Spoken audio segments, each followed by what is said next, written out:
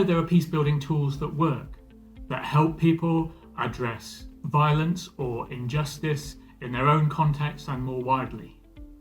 But those tools, those skills, they're not widely enough taught. It's a bit of a lottery if you would get taught any peacemaking or peace-building skills. But imagine if everyone had access to those skills. So I think one of the big challenges is, of course, there's lots of talk about peace education around the world, and there's lots of great work being done. However, it's not mainstreamed in schools.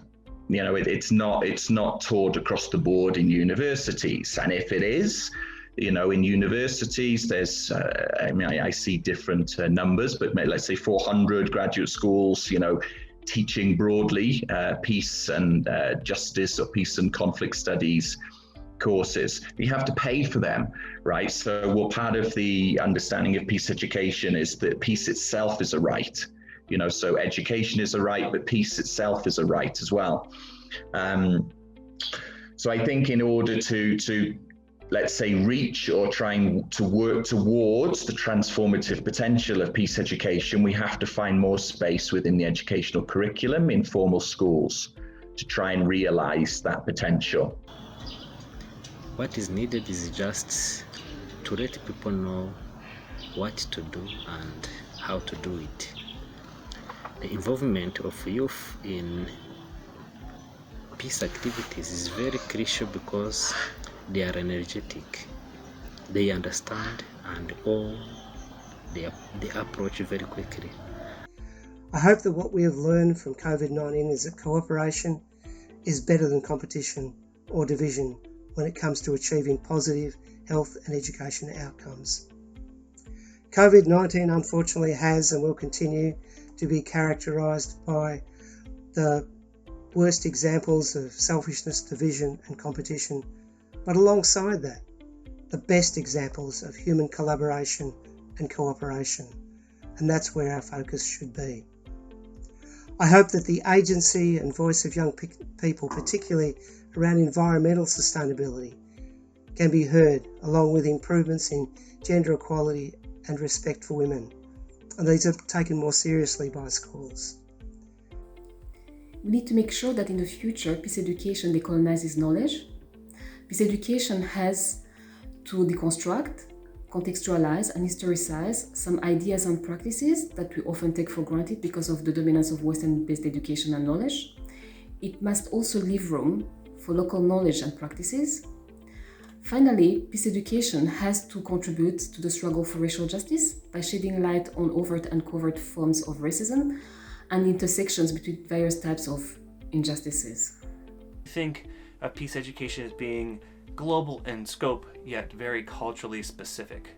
So it's exploring and making visible those important intersections and interdependencies between like the various global phenomenon of violence like war, patriarchy, colonialism, various forms of economic violence, climate change, nowadays pandemics, and the local manifestations of violence and injustice that are experienced in the day-to-day quotidian lives of everyday people. So, you know, we're put forward this very holistic, very comprehensive framing and approach as the ideal. But it's important that we acknowledge that peace education has to be contextually relevant as well. It needs to be culturally contextualized, and it should emerge from the concerns, the various motivations, and the experiences of a given population. No, but we really see that as our vision, as our mission, to close that gap between research and practice. We keep hearing about the need for peace education. It's in the Sustainable Development Goals. It's in the Convention on the Rights of the Child. There are reports from International Alert and the British Council saying we need more peace education. In fact, there's really wide support for it around the world. So where is the investment? If we think about peace education carefully, when we ethically conceive it and practice it, I believe it can make very significant contributions to transforming manifestations of both direct violence, war, conflict, and so forth, and structural forms of violence and injustice. And oddly, I'd put forward that peace education might be seen as the foundational core of all peace-building practice, as it supports things like conflict transformation, community development, and community and individual empowerment. All those things which are essential to addressing and transforming the core and the roots of conflict. We can take on the insecurity of climate breakdown, of inequality, of militarism in our classrooms. But peace education means being brave enough to do that even when it feels too controversial.